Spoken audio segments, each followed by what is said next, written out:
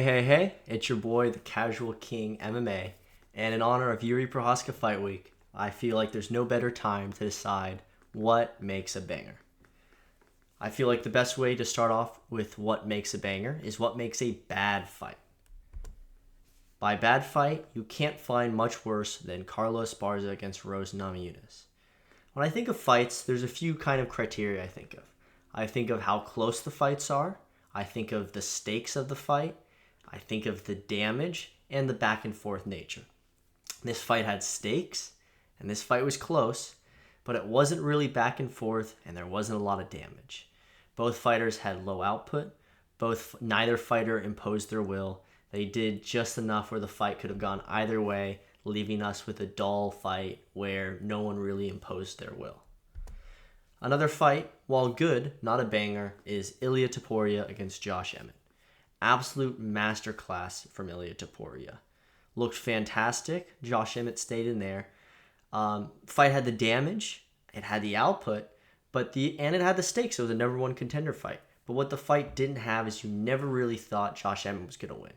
He was staying in there and taking a beating, and because of that, the fight didn't have that same luster. While it's fun to go watch back, you really don't consider it a banger. You consider an Ilia Topuria masterclass. And then another example is Ilia against Charles Oliveira. The fight was a little back and forth. There were moments of Oliveira finding success on the feet. It was very intense watching. I mean, it's for the belt. You have the stakes. You got that first round KO. But the fight didn't really have enough time to marinate. And final thing for the finish. While a finish does not disqualify a fight from being a banger, I didn't use this example, but Colby Usman won. It's one of the greatest fights of all time. Back and forth, damage, with a late finish. It helps to have more time because it gives the fighters chance to have more of a back and forth nature. Because for me, what I like is I don't want to know who is going to win while watching a fight. See Esteban Ribovic versus Daniel Zellhuber. The fight didn't have the stakes. While it was at the Sphere and the crowd energy and the scene was amazing, I mean, these guys were unranked lightweights. But they went to war, they tried to impose each other's will, and the fight was very back and forth. It looked like Zellhuber was up, but the fight was very close. And in the final round, Esteban Ribovic absolutely clobbers Daniel Zellhuber after he himself got rocked with a knee. Almost gets the finish. Somehow Daniel Zellhuber stays up. You have a back and forth war, both fighters finding success and adapting. Honestly, could have gone either way, but they made the right decision with Esteban Ribovic. And what made it so fun was both fighters had chances to finish the fight. Both fighters adapted and imposed their will. And at the end of the day, while watching, it was any person's fight. Another example of a banger is Volk against Islam 1. Second one didn't happen. I think this is also a great example because there wasn't the most damage. It had the stakes. Pound for pound number 1 against pound for pound number 2. Never going to happen again in UFC history. Had the stakes. It was close. But what really helped this fight was just the high-level nature of it. It was back and forth. Islam did much better on the feet than people expected, and Volk did much better on the ground.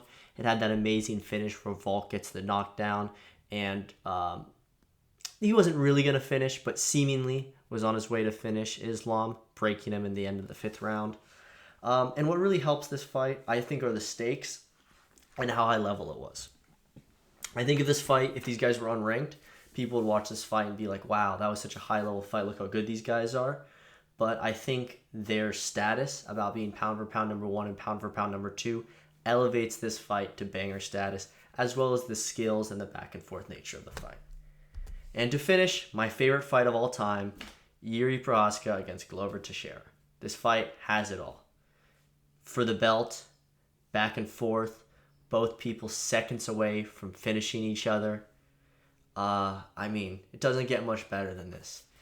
And what makes it so good is you got two guys willing to put it all on the line, both imposing their will, both seemingly seconds away from getting the finish, and they still persevere. You don't think they can continue, but they do. They push each other to the brink.